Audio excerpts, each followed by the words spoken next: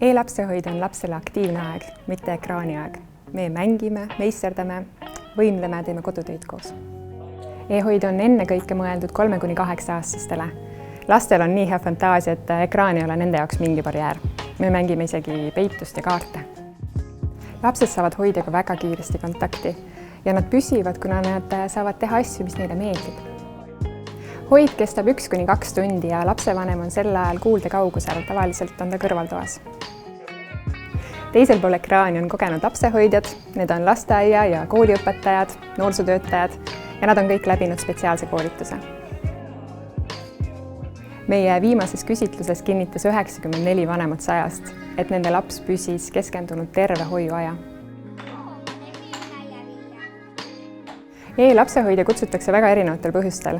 Vanemad vajavad puhkehetke, tahavad lapsele pakkuda vaheldust, tahavad aidata last kodutöödega või ka näiteks keele õppimisel. Aga kõige tavalisem on ikkagi see, et vanemad vajavad aega keskendumiseks kodukontoris. Vanemad ütlevad meile pärast hoidu palju head, aga eelkõige seda, et see on täiesti võrreldamatu igasuguse muu ekraaniajaga. Me oleme 2-tunnise etteteatamise kaugusel.